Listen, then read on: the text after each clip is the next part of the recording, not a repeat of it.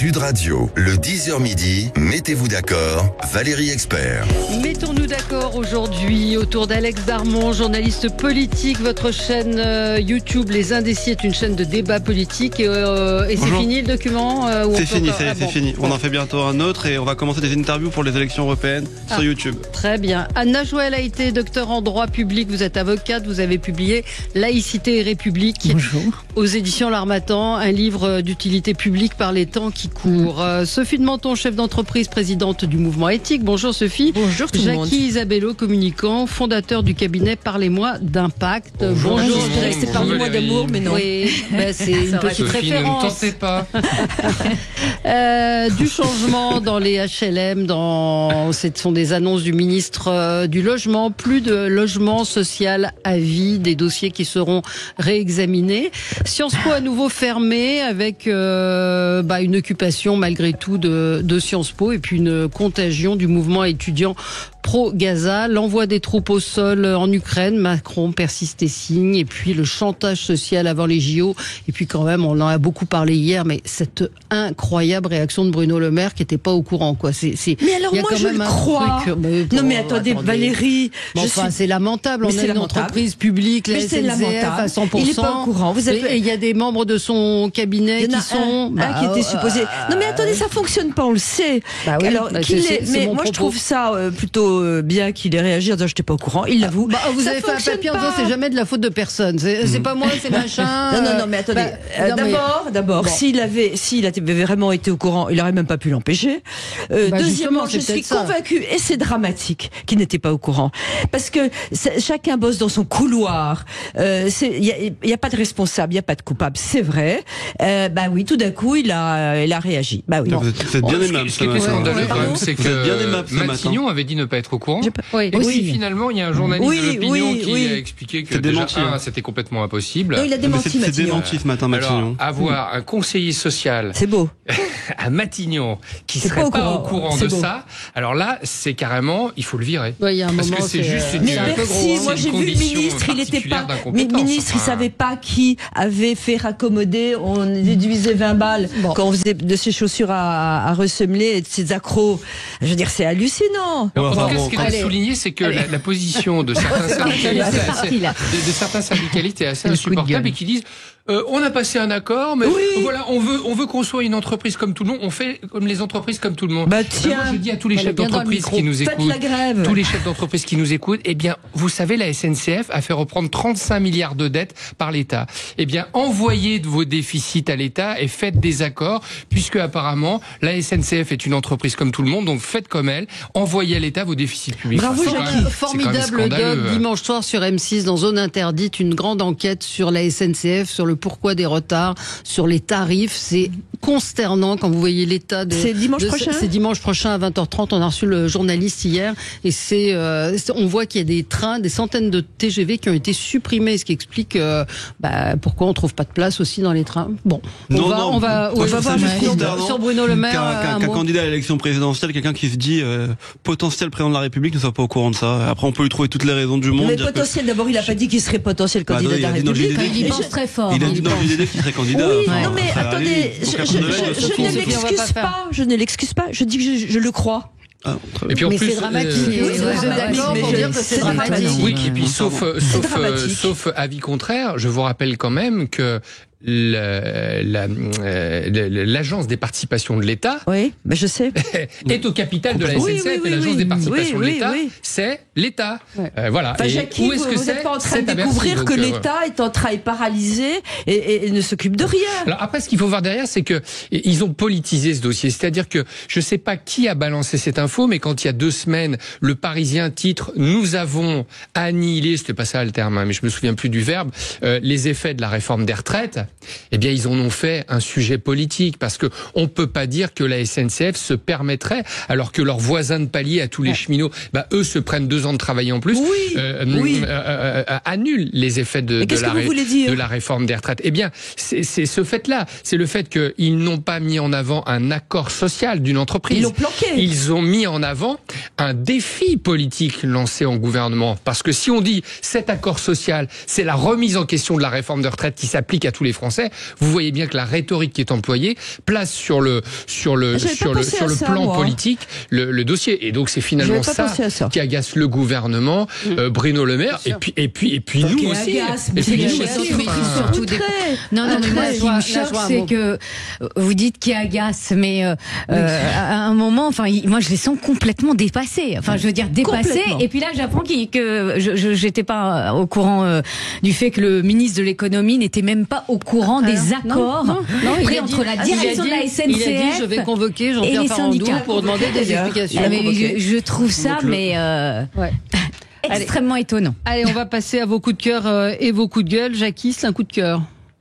Oui, tout à fait. Vous vous souvenez, lors de la dernière COP, tout le monde avait dit « Ah, mais qu'est-ce qu'on va faire là-bas ?» etc., etc. Et puis les gens qui font un peu d'économie disent « Vous savez, la transition énergétique, ça se fera pas sans Total, ça se fera pas sans les gens qui font du pétrole. Arrêtez de penser que ça va se faire avec des gens qui font de la cueillette ou qui se mettent à faire du macramé. Ça se fera avec les experts de l'énergie. » Et donc, lors de cette COP, eh bien, ils avaient abouti sur quelque chose d'assez exceptionnel parce qu'ils avaient acté la transition vers la sortie des produits carbonés.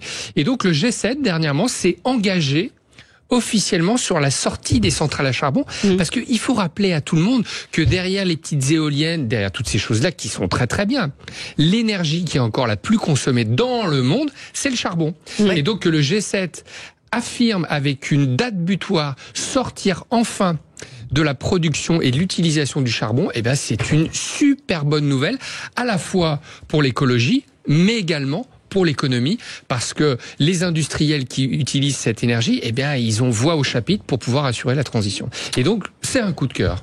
Najwa, coup de gueule. Alors, mon coup de gueule concerne certaines décisions prises par des juges. Donc, je tiens à avertir préalablement que je ne fais pas de récupération politique, car je ne fais plus de politique. Donc, mon coup de gueule est celui plutôt d'une avocate. Et je fais un bref rappel des faits lus dans la presse et je viendrai à certaines affaires tout en respectant le secret de l'instruction, à certaines de mes affaires en lien avec l'actualité. Donc, tout d'abord, l'affaire à Châteauroux. Comme vous le savez, Mathis, âgé de 15 ans, a été tué par un mineur afghan. Donc, ce dernier avait déjà été arrêté il y a quelques mois de cela, puisqu'il avait agressé à coups de couteau, puis de nouveau laissé libre. À plusieurs reprises, à 2 reprises. Puis on apprend que la mère de ce mineur a giflé Mathis qui agonisait. Et la justice a décidé de les mettre en examen et de ne pas les placer en détention provisoire en attendant leur jugement. Ils sont libres. Je rappelle quand même qu'est-ce que c'est que la détention provisoire. Donc, la détention provisoire, c'est l'exception. Le principe, c'est la liberté. Néanmoins, la détention provisoire, il y a des conditions. Et les conditions sont les suivantes, c'est-à-dire que quand le juge des libertés de la détention estime qu'il y a des risques de pression sur les témoins, qu'il y a des risques de pression sur la victime ou la famille de la victime, qu'il y a un danger pour la société, eh bien le juge décide de mettre en détention provisoire. Eh bien dans cette affaire-là, le juge des libertés de la détention en a décidé autrement et force est de constater qu'il n'a pas pris en considération le danger que représente ce jeune mineur afghan et sa mère. Donc ce type d'exemples deviennent de plus en plus fréquents et c'est ce qui m'inquiète. Pourquoi je dis ça? Parce que dans une affaire que je traite, ma cliente et son mari se sont fait agresser avec une violence inouïe par des mineurs récidivistes. Mais d'ailleurs le mari vient tout juste de sortir du coma et là encore le juge de la détention et des libertés a décidé de mettre en liberté ces mineurs récidivistes. Et vous savez, et quel est l'argument de... Alors, c'est toujours, entre guillemets, l'excuse de minorité. Et le problème, c'est que j'ai affaire à une cliente et à son mari qui sont en stress constant, mais en stress constant parce que le jugement n'aura lieu qu'en septembre prochain. Donc imaginez l'état d'esprit et de ma cliente et de son mari qui pense qu'à un moment ou un autre, il risque encore de se faire agresser. Et puis enfin, je reviens sur le critère de l'âge. Alors on met en avant l'excuse de minorité. Eh bien, j'ai envie de vous dire, on regarde une affaire. Ils ont quel âge, ils ont entre 15 et 16 ans. c'est tôt. 15 et 16 ans. C'est jeune. Vous avez aussi à Perpignan cette adolescente de 16 ans violée, le suspect de 33 ans mis en examen pour viol, laissé libre sous contrôle judiciaire. Il y a un truc qui mais il y a un truc qui ne va pas du tout. Et je vais vous dire pourquoi il y a un truc qui ne va pas. Enfin, je dis un truc, excusez-moi, vu mon côté direct, mais c'est vraiment un coup de gueule. C'est que on met en avant l'excuse de minorité. Mais dans certains dossiers, d'ailleurs, c'est une affaire médiatisée dont je vais vous parler rapidement. Pourquoi on mettrait pas en avant aussi l'excuse de majorité concernant des personnes âgées et malades? Je m'explique. Je traite donc une affaire où ma cliente est âgée de plus de 77 ans. Elle est en détention provisoire, elle a toujours clamé son innocence avec constance. Elle s'appelle Marie-Thérèse Garcia. Et cette dame qui a fait des AVC, qui est sujet à des AVC, qui a des problèmes pulmonaires, eh bien, elle est actuellement à 77 ans. C'est l'une des détenues les plus âgées de France. Eh bien, elle est actuellement en prison alors qu'elle ne représente aucun danger pour la société. Elle est fait assassiner. Voilà, elle est présumée entre guillemets coupable dans une affaire de cold case. Mais quand on connaît le dossier, mais je vais pas en parler. On va pas rentrer dans le détail. L'instruction. Mais c'est vrai que sur le discernement, juste préciser, si une auditrice lui dit, vous dites des mensonges, fake news, le jeune est en détention. Oui, le jeune est en détention. Le jeune afghan, c'est la mère qui a été libérée. C'est la mère qui a frappé le jeune Matisse agonisant au sol, qui l'a giflé. C'est elle qui a été remise en liberté. Oui, en effet, elle a été remise en liberté. Mais moi, l'exemple que je donne, mais après, je vais pas faire une thèse là-dessus, mais l'exemple que je donnais concernant ma cliente et son mari. C'est des mineurs récidivistes. Et pourtant, ils sont dehors. Ils ne sont pas en détention provisoire. Donc tout ça pour vous dire que certains juges, je ne généralise pas, certains juges, j'ai l'impression qu'ils sont faibles avec les délinquants violents. Qu'est-ce qu'on en fait? Qu'est-ce qu'on pourrait faire? Qu'est-ce qu'on fait? On les met en prison? Il y a quoi? Est-ce qu'il y a des endroits pour les mettre? Des pistes ont été formulées par le ministre de la Justice. C'est-à-dire, il faut revoir, et le Premier ministre, il faut revoir cette excuse de minorité. Mais aujourd'hui, alors on va marquer une pause. On va y revenir. Mais vous, pour commenter l'actualité avec Alex Zarmon, journaliste politique, on peut vous retrouver sur YouTube. Vous avez une chaîne de débat politique, Les Indécis, et vous allez, vous nous l'avez dit, publier sur ce réseau des interviews tout début juin. Pour les élections européennes. Najwa El Haïté, docteur en droit, vous êtes avocate, vous avez publié Laïcité et République aux éditions L'Harmattan. Sophie de Menton, chef d'entreprise et présidente du mouvement éthique, et Jackie Isabello, communicant et fondateur du cabinet Parlez-moi d'impact. On va parler des HLM, pas de logement social à vie, Sciences Po à nouveau fermé, l'envoi de troupes en Ukraine. Bref, on continue. Juste un mot peut-être sur votre coup de gueule, Najwa, sur l'incohérence de certaines décisions, mais on en fait quoi de ces mineurs délinquants récidivistes? On peut pas les mettre dans des prisons dites classiques. On les met dans des maisons de correction. Oui, mais elles sont où? Avec qui pour les encadrer? Il y a aussi un problème quand on dit on va faire. Ok, mais aujourd'hui le juge qui est confronté au mineur qui a tabassé vos clients, donc vous racontez que l'homme lui était dans le coma, c'est pas rien, et qu'on décide de le libérer, ça paraît invraisemblable. C'est invraisemblable, ça c'est clair. Mais vous avez un Premier ministre et un ministre de la Justice qui souhaitaient réfléchir à revenir sur l'excuse de minorité, de prévoir également des comparutions immédiates. Les comparutions immédiates, c'est pour les majeurs, enfin les délinquants qui sont majeurs. Là, ce serait une possibilité d'ouvrir ce type de procédure pénale aux mineurs. Donc, c'est-à-dire un jugement rapide sur des faits de délinquance, parce que c'est vrai que la solution, c'est aussi de juger rapidement ces jeunes qui sont présumés coupables de faits de délinquance graves. Et puis, il y a les lieux fermés. Les lieux fermés, mais avec qui? Il faut des moyens. On met des bracelets électroniques si on ne sait pas les mettre. Mais c'est marrant que la société s'interroge sur ça et se dise il y a excuse de minorité, on va pas les mettre avec des majeurs. Enfin, ce sont des barbares. Pour peu qu'à 15-16 ans, ils soient formés comme Teddy Riner, vous imaginez bien que 16 ans Teddy Riner, moi qui en ai 50 et plus, je vais certainement aller me colter Teddy Riner. Je veux dire, ce sont des barbares, que ce soit à 15, 16 ans ou à 18 ans, ça reste des barbares. Des gens qui font ça sont paumés pour la société. Pas alors, forcément, on peut rattraper à 15 ans. Allez. Sophie, des gens qui tuent d'autres gens de telle manière, qui n'ont plus d'empathie, je pense qu'ils sont fous. Moi, je pense qu'on ne peut pas désespérer la nature humaine. À 15 ans, un homme peut être rattrapable. Non, mais Sophie, à 15 ans, un gamin, il peut se chamailler avec un autre gamin, il peut lui casser le nez. Mais de là à tuer quelqu'un, c'est des actes barbares qui montrent bien qu'il y a une dénaturation sociale. Donc, on les embastille, parce que vous avez raison, on doit protéger les faibles. C'est ça le boulot de la société. C'est pas se demander si quelqu'un qui est taillé comme Teddy Riner à 15 ans, il doit être avec des adultes ou pas. C'est de protéger les faibles. Et donc, à force de se poser ce genre de questions, les gens en face qui votent au bout d'un moment, ils disent ils ont rien compris. Et donc, moi, je vais faire autrement. Et voilà, c'est ça qui nous pend un petit peu au nez. Juste sur l'excuse de minorité, elle peut sauter, cette excuse de minorité. Alors c'est aujourd'hui effectivement il faudrait que même pour ça elle saute pas. Si certains veulent la faire sauter complètement, il faudrait repasser par la Constitution parce que c'est anticonstitutionnel normalement de la faire sauter. Mais aujourd'hui sur des affaires bien précises, le juge, le magistrat peut faire sauter l'excuse de minorité. Absolument. Voilà. Sauf que là, ils le font très peu. C'est pour ça que j'ai dit certains juges. Et on peut faire appel en demandant que le juge. Dans mon affaire, il n'y avait pas la possibilité de faire appel de la décision du juge des libertés de la détention. Mais ils vont être jugés, au mois de septembre. Donc il faudrait effectivement que ce soit immédiat. Et Valérie, vous dites qu'est-ce qu'on en fait? Alors en dehors du fait qu'il faut construire mais on peut aller vite quand même. On est un pays capable de le faire.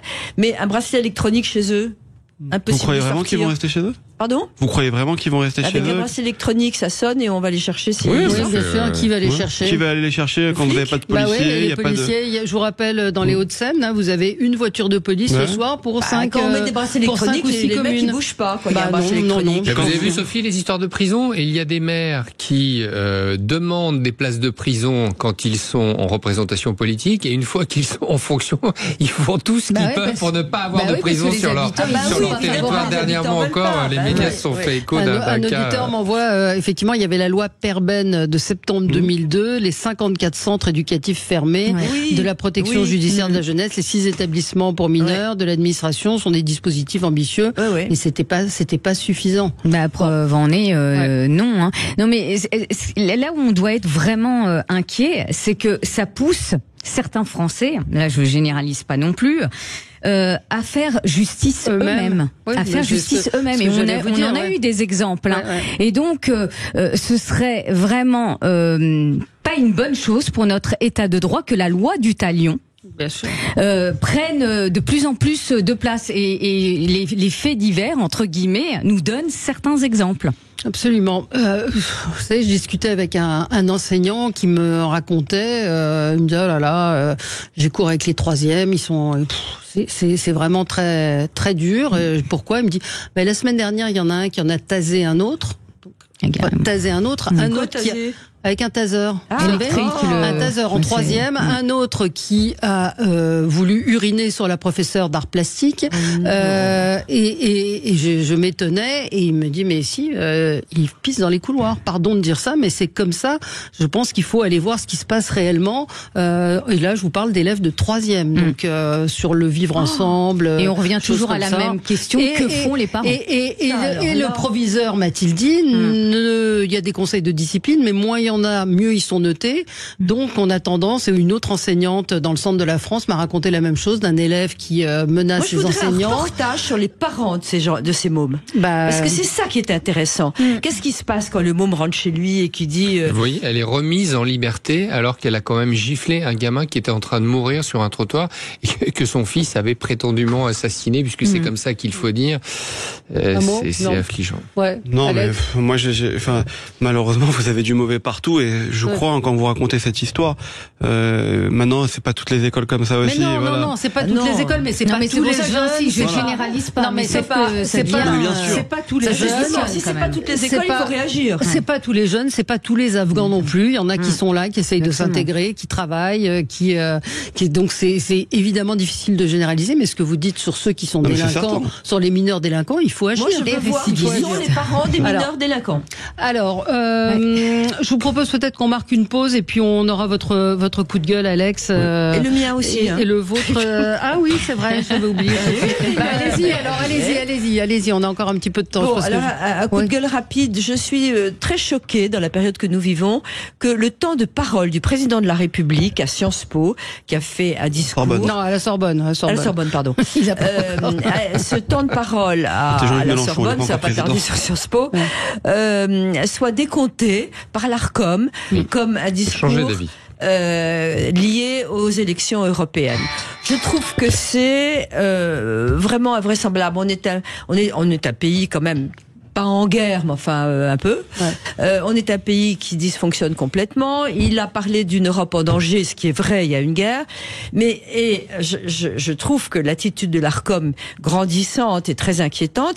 Et nous sommes, il faut le dire, très mal classés dans les pays qui libres entre guillemets. C'est-à-dire que le score de liberté économique en France est 64 sur 100. On est 57e en matière de liberté. Qui sont les organismes qui font ces classements? Pardon? Qui sont ces organismes qui font ces classements? Faut exagérer. Objectivement. C'est fait à l'international pour tous les pays d'Europe. Je vais vous donner l'organisme. Mais donc quoi? Donc votre coup de gueule, c'est quoi? C'est sur le fait que je veux dire qu'on a de moins en moins de liberté. Les temps de parole décomptés partout. Ceux qui on dit ce qu'on veut sur les plateaux, là, Sophie. Nous, vous dites pour l'instant. Non, mais d'abord, on est très équilibré. On dit ce qu'on veut, mais on dit ce qu'on veut. Attendez, l'Arcom décompte le temps du parole du président de la République. C'est plutôt courageux, Sophie. C'est plutôt courageux. La stratégie du président de la République, c'est de regarder les sondages de sa candidate qu'il a mis là parce que personne ne voulait y aller. Et il s'est dit, je vais refaire le coup de 2022 parce que la guerre, ça marche bien. Et puis, je vais faire cette stratégie du rally around the flag. Donc, tout le monde va se réunir autour du drapeau parce que la guerre, ça fait peur. Et ça marche plutôt pas mal. Mais c'est votre droit de prétendre ça. Vous l'accusez, j'ai fini ma phrase. Vous l'accusez d'être stratégique. Eh ben, je veux dire que c'est compréhensible ce qu'il dit. C'est plutôt une qualité d'être stratège. Ouais, c'est vrai.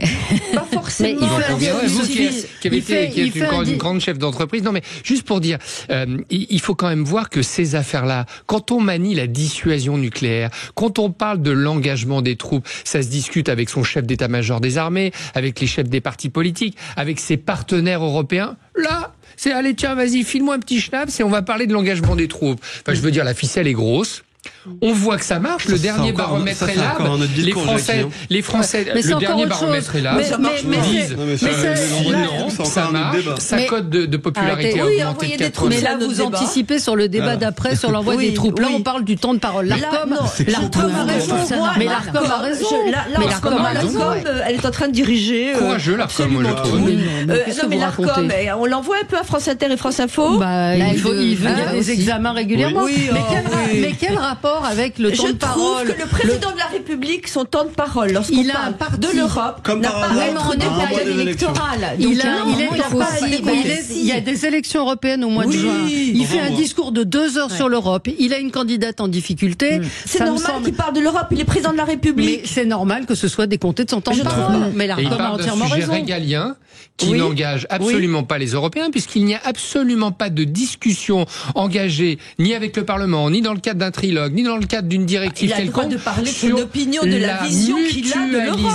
De la dissuasion nucléaire. Bon, c'est pas le sujet. Votre sujet, c'était l'Arcom, et l'Arcom fait son boulot. Moi, je trouve plutôt courageux la position de l'Arcom. Il y a des temps de parole où nous, on est soumis au temps de parole. Il y a des invités on doit mesurer les temps de parole. Vous avez quelqu'un qui, pendant 2 heures, parle sur l'Europe alors qu'il y a des élections, qu'il a une candidate. Moi, ça me paraît normal. Surtout qu'il s'affiche avec elle. Oui, en plus, il s'affiche avec elle. Il va l'avoir au QG. Ça, c'est autre chose. Non, c'est pareil. Allez, petite pause de pub et on se retrouve dans un instant. Sud Radio, le 10h midi, mettez-vous d'accord, Valérie Expert. Et nous sommes ensemble avec Sophie de Menton, Jackie Isabello, Najouel Haïté et Alex Darmon. Alors Alex, vous aviez un coup de gueule, un coup de gueule général en fait contre contre toute l'histoire de Nassira El Moadem, la journaliste. Alors rappeler un petit peu. Voilà. Toute l'histoire, quand je dis toute l'histoire, c'est tant ses propos, je vais les rappeler, que les réactions qui s'en sont suivies. Nassira El Moadem est journaliste, notamment pour Mediapart et Arrêt sur Image. Elle a tenu avant-hier, je crois, un tweet où elle disait, elle traitait la France de pays de racistes et de dégénérés. C'est son tweet. Suite à la décision de la Fédération française de football d'interdire le port de la casquette et de collants qui sont des contournements de la laïcité de façon assez évidente. Voilà. Et donc elle a répondu pays de racistes et dégénérés. Et c'est pas la première fois qu'elle a des propos un peu déplacés. Moi, je vais vous dire franchement, j'ai beaucoup de peine. Parce que je suis français, je pense pas que mon pays soit raciste ni dégénéré. Bien évidemment qu'il y a des problèmes de racisme dans notre pays, comme dans tous les pays du monde malheureusement. Il faut les combattre, mais c'est pas en traitant le pays entièrement de raciste et de dégénéré qu'on réussira à combattre. Donc déjà moi je trouve ces propos dégueulasses pour commencer. Et puis derrière je trouve quand même les réactions qui s'en sont suivies auprès de cette journaliste dégueulasses aussi, parce que pour le coup, menacée de mort. Voilà, une certaine partie des réponses ont donné raison à ce que pense cette dame. Sur le fait que oui, il y a beaucoup de racistes dans notre pays malheureusement. Il y a beaucoup de dégénérés aussi. Et de dégénérés aussi, bien entendu.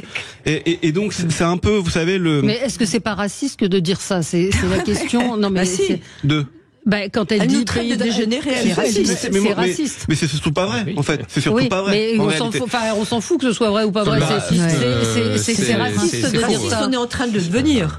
Écoutez, ça. Non, mais le pays finit par être exaspéré par pas mal de comportements. Non, mais exaspéré et raciste, c'est différent, Sophie. Oui, le mot raciste. Non, mais raciste, c'est quand même dire qu'un pays est raciste. Il y en a dans le monde, des pays racistes. Il y en a beaucoup. Je crois pas que la France soit un pays raciste. Voilà. Non, c'est pas un pays raciste. Il faut deux conditions pour qu'un pays soit raciste. C'est un, que la théorie de la race existe. La science a démontré que ça n'existait pas. Et deux, une politique de discrimination systématique à l'endroit d'une catégorie de la population. Et Alex a raison, c'est pas le cas de ce qui se passe en France. Il n'empêche que il y a des cas isolés et parfois certains qui s'affirment, qui s'expriment sur les médias, de gens qui ont des attitudes racistes et comme le disait Sophie, de gens qui sont des barbares et des dégénérés. Voilà. Mais simplement aussi pour dire quand même que les réactions qu'elle a eu à subir et à lire sont terribles. Vraiment terribles quand vous allez sur les réseaux sociaux et que vous voyez les réactions de ces gens-là. Même des élus de la République, puisque souvent on jette la pierre aux élus de la France Insoumise. Là, c'est des élus du Rassemblement National que j'ai même vu qu'il y avait une cagnotte qui avait été créée. Oui, pour la renvoyer.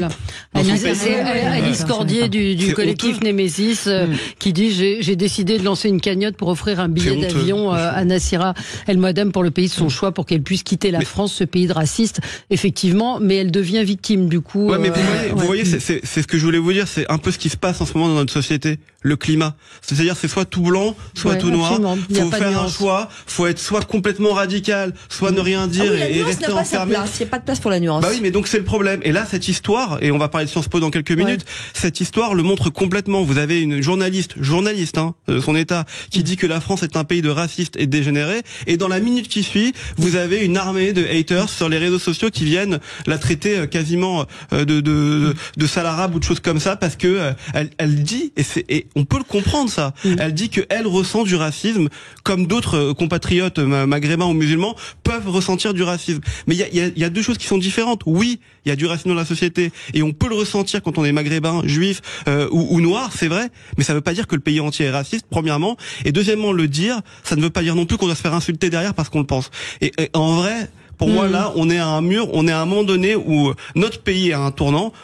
Vous dites qu'on est en train de devenir raciste. Moi, je ne crois pas. Et on verra sur les élections européennes. Et on a bien vu depuis des années sur les élections. Comment on le verra? On verra selon les votes. Qui va voter selon les votes. Parce que vous estimez que si on vote... J'estime rien du tout. RN. Ah bon. Je n'estime rien du tout. Après, à manier l'insulte, dans un monde où, lorsqu'on est surinformé, parce que lorsqu'on est journaliste, on sait comment fonctionne la machine de production de l'information, et à manier l'insulte, eh bien, il faut s'attendre à périr par l'insulte derrière. Donc c'est vrai que ça, c'est un petit peu dommage. Et puis de dire quand même que, et nous avons une docteure en droit avocate qui est sur ce plateau, la légitime défense consiste à répondre de manière proportionnée à l'attaque qu'on a subie. C'est vrai que les gens qui ont été insultés et qui sont pas forcément diplômés de Sciences Po, qui sont pas forcément ceci ou cela, diplômés de Sciences Po, ça veut plus rien dire maintenant. Ils se défendent de la mauvaise manière parce qu'ils n'ont pas forcément envie d'argumenter, mais c'est pas plus étonnant que ça. Donc quand on est journaliste, quand on est formé, quand on est éduqué, qu'on a la chance de pouvoir prendre la parole, eh bien de se dire si j'insulte sur un média une population, il y a des chances que cette population se défende quand même. On va juger après les élections. Ça, vous êtes en train de dire que si Bardella gagne... Je vous ai dit non. Ne dites pas ce que j'ai pas dit. Alors qu'est-ce que vous êtes en train de dire? Mais j'ai dit qu'on verra le résultat des élections selon les forces politiques qui ont rassemblé le plus de votes. On verra à ce moment-là. Oui, mais qu'est-ce qu'on verra? On verra comment le pays se situe politiquement. Non, mais vous êtes en train de dire, en gros... Mais non, mais ne me faites pas dire ce que je n'ai pas dit. J'ai pas dit que Bardella, que le Rassemblement national... Mais attendez, vous savez bien qu'il y a des votes qui sont un peu plus extrémistes que d'autres. D'un côté comme de l'autre, Sophie. D'un côté comme de l'autre. Donc, vous pouvez pas dire, à aucun moment dans mes discours, j'ai dit que voter Rassemblement National ou même Éric Zemmour étaient des votes racistes. Par contre, vous avez des votes qui sont plus extrémistes que les autres, que ce soit à gauche ou à droite. Non, mais je partage tout à fait ce coup de gueule, mais cette journaliste, elle est connue pour ses propos radicaux. Enfin, je veux dire, on va pas se leurrer. Je pense même que par ces propos-là, en tant que journaliste, elle connaissait les faits et les conséquences, voilà, que ces propos allaient engendrer. Donc, elle a récolté la tempête par rapport à ces propos qui ont été radicaux. Après, il s'agit d'être dans la nuance. Non, il n'y a pas de racisme systémique en France. Non. D'ailleurs, c'est le fonds de commerce de LFI de tenir ce discours-là. Non, il n'y a pas de racisme systémique, mais par contre, il y a des cas de racisme. Et moi, je le vois. Moi, quand on me demande un stage au sein de mon cabinet d'avocat, on me dit souvent stage de 3e. On me dit souvent, et souvent c'est des Français. J'aime pas parler comme ça, mais c'est une réalité des Français dont les noms sont à consonance étrangère, qui ne trouvent pas de stage. Ça, c'est une réalité.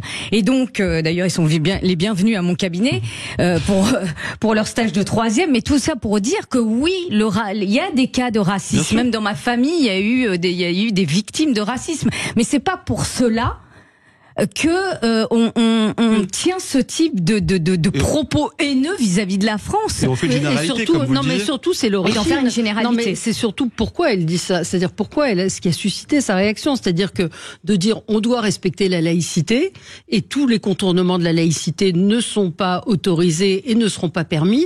Et c'est ce qui lui permet de dire que la France est raciste, Valérie. Surtout dans le sport. Surtout dans le sport. Et c'est un sujet extrêmement tabou dont personne ne parle réellement.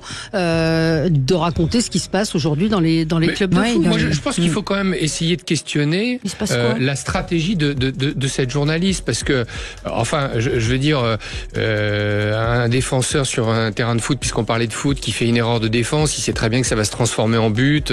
Un homme politique qui utilise un mot interdit, il sait très bien que ça va provoquer un scandale dans l'opinion publique. Une journaliste qui toute la journée manie l'information et est formée pour justement structurer cette information comme elle doit. Quand elle lance une insulte comme ça, elle sait très bien ce qu'elle cherche derrière, vous voyez. Et c'est d'autant plus désagréable que je pense que on a été, et pardon de ce parallèle un peu tordu, mais on a été très nombreux à expliquer que il fallait bannir certains comportements machistes qui disaient pendant très longtemps, regardez cette jeune femme comme elle s'habille, elle l'a bien cherché. Et on disait mais attendez, c'est intolérable de parler comme ça. Là, dans ce domaine-là, quand on est formé à la prise de parole, quand on connaît comment fonctionnent les médias, lancer une insulte comme ça, on cherche une réponse et on cherche un conflit derrière. Moi, je ne dis pas qu'elle n'a pas récolté ce qu'elle a cherché. Je suis en train juste de vous dire que ça dit quand même beaucoup de choses de la société aujourd'hui. Oui, mais la position adulte, la position adulte. Mais je suis d'accord. C'est comme on pourrait parler de Guillaume Meurice qui hier, pareil sur France Inter, répète les propos pour lesquels il avait été sanctionné. Je suis d'accord. Mais je suis d'accord avec vous. Simplement, ça dit quelque chose aussi de l'ambiance et du climat. Soit pas pareil dans le monde. Allez, on marque une pause et on se retrouve dans un instant. Sud Radio, le 10h midi, mettez-vous d'accord, Valérie Expert. Oui, pardon, on on était en train de parler série. Parlons quand même de Sciences Po. Sciences Po fermées, des appels à la mobilisation dans plusieurs universités un peu partout en France. Et c'est vrai que là aussi, moi j'ai entendu celui qui est en intérim à Sciences Po, espèce de gloubi-glouba technocratique. On dit gna. Donc Sciences Po est occupé par des étudiants pro-Gaza, ferme ses locaux aujourd'hui, et malgré tout, on a une occupation, Alex Darmon, de Sciences Po. Donc il y a un moment où là on demande peut-être un peu de fermeté, non ? Ce qui s'est passé à Columbia, les étudiants ont été expulsés. Peut-être qu'il faudrait qu'il en soit de même. Mais quel courage déjà pour commencer de la part de ces étudiants. Quel courage. Parce que vous les voyez tous voilés, avec des capuches, des masques, vous savez, pour se protéger du Covid. Ils sont même pas capables, ils ont même pas le courage de se montrer. Donc c'est bien qu'il y a un problème dans leurs revendications. Premièrement. Deuxièmement, une université, je vais vous dire, et moi j'étais à l'université, j'étais à la fac, c'est fait pour étudier. C'est pas fait pour manifester. Et il y a un moment donné, il faut quand même le dire, il faut quand même répéter les choses et faire en sorte que les étudiants qui veulent aller manifester. On va vous répondre mai 68, on va vous répondre mai 68, on est en mai 2024 et c'est pas la même époque, c'est pas la même période, c'est pas la même histoire. Ce sont des revendications qui se passent à plus de 1000 km de chez nous. Quand il se passe une guerre à 400 km en Ukraine, vous avez aucune revendication en pleine élection européenne.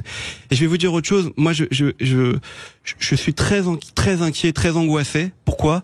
Parce que quand vous êtes un étudiant juif aujourd'hui en France, c'est extrêmement compliqué pour vous. Extrêmement compliqué pour vous. Hier, quand vous avez eu le town hall, donc qui s'est tenu à Sciences Po, déjà on a demandé aux étudiants de parler français. Et les étudiants pro-palestiniens ont décidé de parler anglais. Et vous comprenez pourquoi. C'est pour en faire une cause mondiale, nationale, et pour créer une sorte de congrès antisioniste.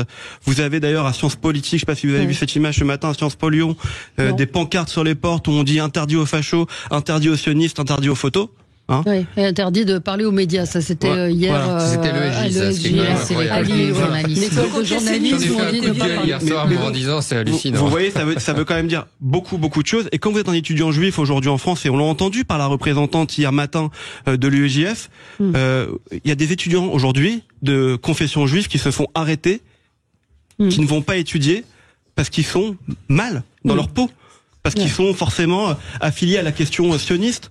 Parce que forcément, c'est de leur faute. Encore une fois, parce qu'ils sont des fachos. Encore une fois, c'est une minorité qui est en train de bloquer une majorité d'élèves. Alors donc, Monsieur Basser, qui est l'administrateur provisoire, indiquait avoir pris des positions assez fermes sur certains sujets. Donc, déjà, vous voyez la France assez ferme sur certains sujets, et en refusant très clairement la création d'un groupe de travail qui était proposé par certains étudiants pour investiguer nos relations avec les universités israéliennes, etc., etc. Il en a appelé à la responsabilité de chacun. On va où avec ça? Jean Basser est sans doute la bonne personne au bon endroit. Moi, je l'ai pratiqué en étant représentant du MEDEF au sein de Pôle emploi, dont il était le directeur général. C'est quelqu'un qui est féru, enfin qui est aguerri aux négociations sociales, qui sait comment les choses fonctionnent, qui a de l'autorité et une compétence, et qui est sorti d'une très grande école. Donc, il connaît un peu ce genre d'étudiants, et en tout cas la mentalité qu'ils ont. Ça, c'est un premier point. Le deuxième point dont il faut faire très attention et prévenir les auditeurs, c'était le propos d'Hugo Micheron, qui est un spécialiste du salafisme, qui est de dire attention, voyez toujours quand il y a des mouvements qui se développent comme ça en France, s'il peut y avoir des manipulations extérieures derrière le portage de ces messages. Et ce qu'il a dit, c'est et moi j'ai confiance en lui, et je le lis, et en plus il est prof à Sciences Po, donc il connaît bien le dossier, c'est il n'y a pas d'importation de ce conflit comme aux États-Unis en France. Et 2, il y a des manipulations qui ont été repérées par les forces, les plus hautes autorités iraniennes pour la reprise, pour l'incitation à ce que les étudiants reprennent ce combat, et notamment en France. Donc faire très attention. Il y a sans doute, et ce sera documenté dans quelques semaines, des tentatives de la part d'un pouvoir chiite assez loin de chez nous, d'installer cette contestation, parce que tout ce qui contribue à déstabiliser déstabiliser, eh bien, le pouvoir occidental, eh bien, sert ses pouvoirs de l'autre côté de la planète. Donc voilà, il faut lire ça derrière ces contestations, et notamment ces contestations dans ces grandes écoles et Sciences Po en particulier. Madame Retailleau, donc Sylvie Retailleau, ministre de l'Enseignement supérieur, a demandé jeudi matin au président de l'université de veiller au maintien de l'ordre public en utilisant l'étendue la plus complète des pouvoirs dont il dispose lors d'une intervention. C'était en visioconférence. On attend, non on sait que la direction a saisi, sur le fondement de l'article 40 du Code de procédure pénale, le procureur de la République suite à des propos antisémites. Donc ça a été fait. Mais néanmoins, je reviens sur ce que vous disiez. Vous disiez l'université, ça doit pas être un lieu de débat, ça doit être un lieu où on étudie. Ah bon, vous me rassurez. Alors j'ai mal entendu. Heureusement. Parce qu'on étudie, mais ça doit être aussi un lieu de débat. Sauf qu'on constate maintenant. Pas de manifestation. Que l'université, moi j'ai manifesté en tant qu'étudiante, mais vous avez fait des blocus dans vos facs? Non, pas de blocus. Mais après on va vous parler de mai 68. Mais moi je ferme la passe. C'est pas un blocus et de débat, ça n'a rien à voir. Moi, voilà. Donc je reviens là-dessus, c'est-à-dire que oui, bien sûr à l'université, et c'est le principe aussi de l'université d'être un lieu de débat, d'études, mais aussi un lieu de débat. Mais sauf qu'on constate que maintenant l'université est devenue un lieu où les minorités radicales ont pris le pouvoir. Le pouvoir parce que, on le dit assez souvent à l'antenne, combien de réunions publiques ont été annulées sous la pression de minorités radicales. Le spectacle de Charb n'a pas pu être joué. Lettre ouverte à ceux qui font le jeu de l'islamophobie. On rappelle que Florence Bergeau-Blacker n'a pas pu être reçue non plus, que Madame Sylviane Agazinski n'a pas pu faire sa conférence non plus. Donc c'est un deux poids deux mesures aussi dans le débat. Mais moi j'en veux vraiment aux doyens et à l'équipe de direction de ces universités. Pourquoi ? Parce qu'à un moment, on parle de sursaut d'autorité. Mais à un moment, ce sursaut d'autorité, il manque à l'université. J'ai l'impression que c'est le pas de vague. Bon, pas de vague, on empêche certaines personnes, certains chercheurs de s'exprimer parce que la thématique poserait problème à une minorité radicale à l'université. Et donc, j'ai l'impression que, voilà, on se fait complètement dépasser par ces minorités. Donc l'université, n'est plus ce lieu de débat qu'il devrait être. Excusez-moi, mais franchement, je veux bien qu'on dise que c'est plus le lieu de débat qu'ils voudraient et tout. Mais faut quand même regarder la vérité en face. Aujourd'hui, il y a un problème parce que c'est Israël. Non, mais attendez, on a cité des exemples. Mais attendez, je suis désolé, vous avez déjà vu des blocus. Vous avez déjà vu des blocus. Moi, je parle des étudiants. Vous avez déjà vu des blocus d'étudiants? Oui. Vous croyez qu'il y aura... donnez-les-moi. Attendez. Sylvia Agazinski. Attendez, je vous parle de bloquer. Sylvia Agazinski a été empêchée de débattre au sein de l'université. Mais moi, je vous parle de blocus d'étudiants avec des drapeaux palestiniens. Encore une fois, moi, je n'ai aucun problème avec le fait que vous ayez une sensibilité, et c'est bien normal. On est tous pour ce qui se passe à Gaza, s'arrête, qu'il y ait du débat, ce que vous voulez. Heureusement. Bien évidemment, mais qu'il y ait des blocus d'étudiants qui empêche les... Mais moi, je suis pas favorable à ça. Je sais, mais ce que je veux vous dire, c'est qu'il faut quand même dire la vérité. Aujourd'hui, si vous avez des blocus d'étudiants, si vous avez 100 gamins qui foutent la merde dans une faculté et qui bloquent une faculté aux sciences politiques, Paris, avec des drapeaux palestiniens, avec des messages en disant que les sionistes sont forcément des fachos et tout, c'est parce que c'est Israël. On verra si la semaine prochaine, le président chinois qui vient en France, on verra si ces mêmes étudiants bloque les facs. Et on verra s'ils bloquent Sciences Po, s'ils demandent des comptes à rendre par rapport au génocide, parce que là c'est un génocide. Les Ouïghours, ce qui se passe aussi en Birmanie, ce qui se passe sur un grand nombre de... Mais ce qui est assez scandaleux aussi dans ce sujet-là, c'est, comme le disait Najwa, elle l'a dit, quand on est un barbare, qu'on n'a pas de culture, on n'a pas de langage, on est violent, tout le monde le sait, c'est la reproduction d'un système violent. Quand on est étudiant à Sciences Po, on pense la complexité du monde, dans sa subtilité, dans sa globalité, et que des étudiants comme ça montrent qu'ils sont dans la violence, qui sont dans le refus de l'altérité, qui sont dans le refus du dialogue, qui sont dans le refus de la liberté de laisser les étudiants étudier, mais c'est la négation même du processus de sélection dont ils sont le produit. Donc ils sont en train de démontrer qu'ils ne sont absolument pas à la hauteur de la qualité des professeurs qui chaque jour s'évertuent à leur montrer ce monde qui est, comme le disait Goldman, entre gris clair et gris foncé. La qualité des professeurs. Ah bah il y a quand même des profs exceptionnels à Sciences Po quand même. Mais il y en a qui ne sont pas exceptionnels. Il y en a qui sont pas qui versent de. Il y a même des profs de l'éducation nationale qui ne savaient pas faire une règle de 3. Je ne citerai pas de nom, vous le retrouverez par vous-même. Mais bon. Mais comment est-ce qu'on va en sortir Comment est-ce qu'on va en sortir Comment est-ce que le gouvernement Non mais moi je rebondis aussi sur ce que vous avez dit qui est très important. C'est alors moi je sais pas comment on va s'en sortir. La question est complexe. Je suis humble en la matière. Mais est-ce qu'il faut envoyer carrément les forces de l'ordre? Moi je suis, mais quand on parle d'électrochoc, de choc d'autorité, il faut pas reculer. En termes de communication, on parlait de Columbia et d'université. Enfin, je veux dire, l'université de Columbia où les étudiants ont été délogés. Bah oui, faut déloger les étudiants. À la Sorbonne, ils les ont délogés.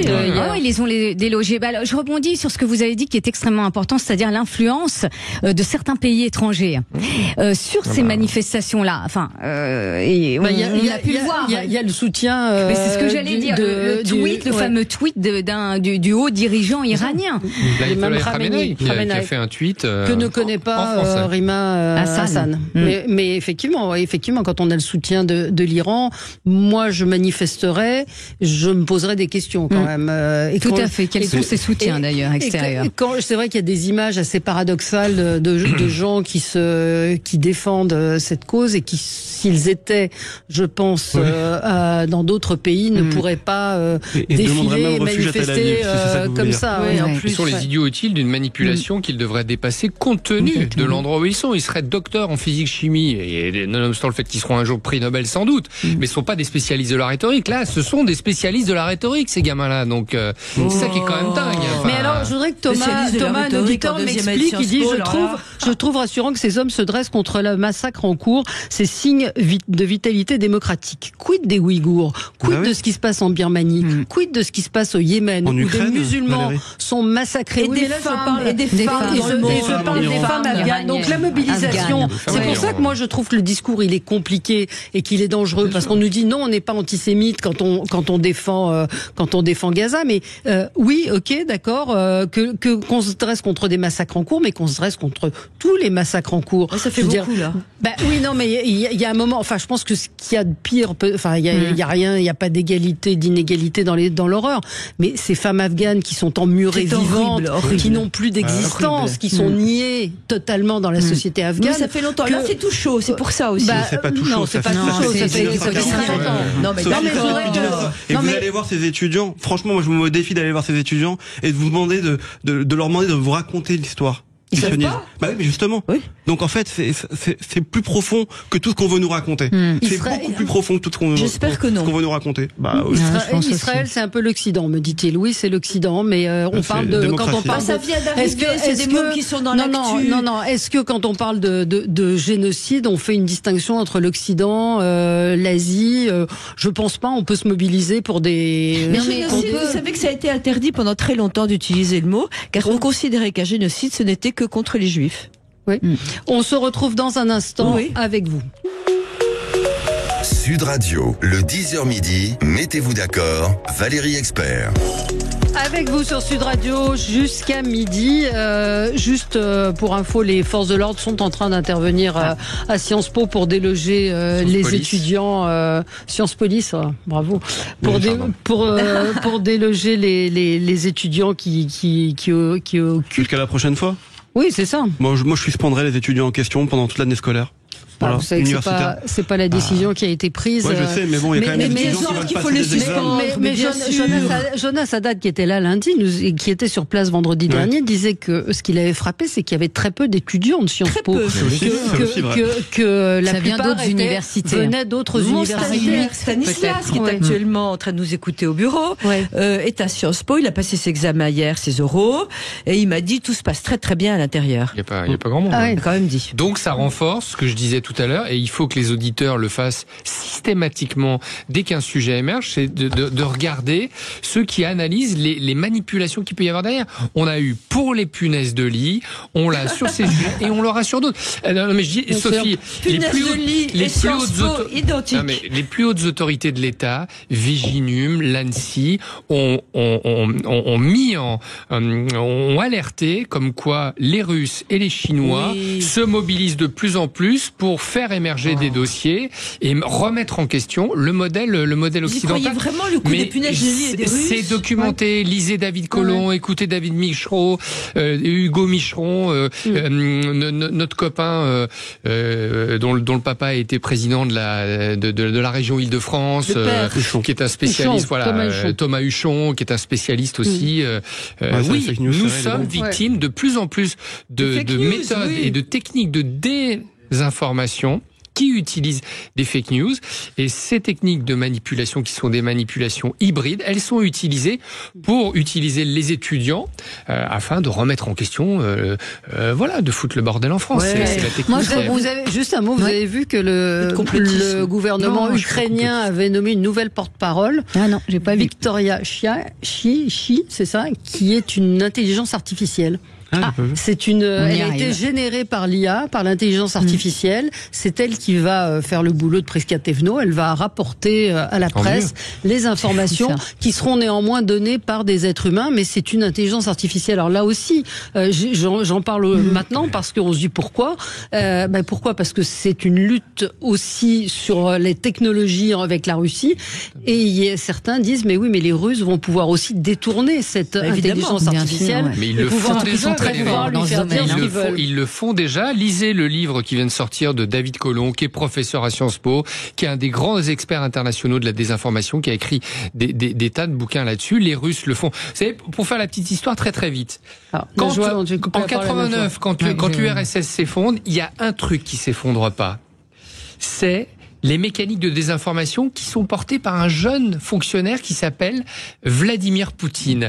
Et donc les Russes ont continué, malgré toute la désorganisation économique, politique qui était dans ce pays, d'utiliser ce qu'ils savaient faire le mieux et qui a été une de leurs forces pendant la guerre froide, la désinformation. Et aujourd'hui, ils ont des usines complètes à Moscou de gens qui sont payés pour produire de la désinformation avec l'intelligence artificielle. Ça ne coûte plus rien de la véhiculer et de faire en sorte que nous soyons à notre corps défendant, parfois, les relais de certaines informations, de dire « Oh mais non, mais c'est pas possible, tiens, je vais retweeter ça, je vais repartager ».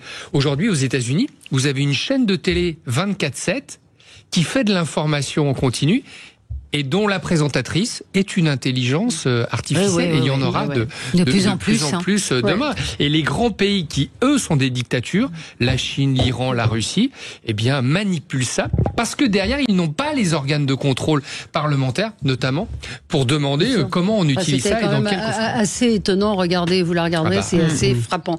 Moi, j'aimerais simplement rapidement rebondir sur ce qu'un de vos auditeurs a dit, c'est-à-dire, oui, bien sûr qu'on peut être que sensible à ce qui se passe à Gaza, aux morts, ça c'est clair. Mais moi j'aurais préféré que ces étudiants de Sciences Po manifestent pour la paix. C'est-à-dire que nous, ce qu'on leur reproche en fait, c'est pas de manifester en étant sensible à ce qui se passe à Gaza. Moi j'aurais aimé aussi les mêmes manifestations suite au 7 octobre concernant le pogrom. Et ces manifestations-là n'ont pas eu lieu. Donc je ferme la parenthèse. Et donc on n'est pas dans une manifestation qui prône la paix. Mais vous êtes avec une minorité d'étudiants qui librement s'expriment et tiennent des propos antisémites. Et ça, c'est inacceptable. On est d'accord. Ouais, absolument. Moi, je mets juste une alerte. Je suis désolé, mais là, vous avez les Jeux Olympiques qui vont arriver à Paris en juillet et août prochain. Vous avez une délégation israélienne qui va arriver. Je pense que ça va être terrible pour la délégation israélienne. Et je sais pas comment. J'en suis sûr. Et je sais pas comment comment les pouvoirs publics se préparent à ça, parce que vous avez vu des images d'ailleurs de l'équipe olympique de football israélienne. Vous savez, aux Jeux Olympiques, c'est les équipes de moins de 23 ans qui jouent, et cette équipe a été jouée en Irlande, elle a été lynchée. Sans blague. Lynchée, c'est-à-dire qu'ils pouvaient pas sortir du stade, il y avait des grilles, voilà, et on leur balançait des trucs dessus. Et moi, je suis très inquiet pour ça, parce que les Jeux Olympiques, normalement, c'est une trêve mondiale au sein des pays. Là, je sais pas comment on va se préparer, parce que vous avez l'équipe de football israélienne qui est qualifiée, donc qui viendra jouer dans les stades. Vous avez une délégation, ils sont très forts au judo. Toutes les épreuves, il y a des Israéliens. Dans plusieurs épreuves où ils se sont qualifiés. Épreuves, pas toutes, hein.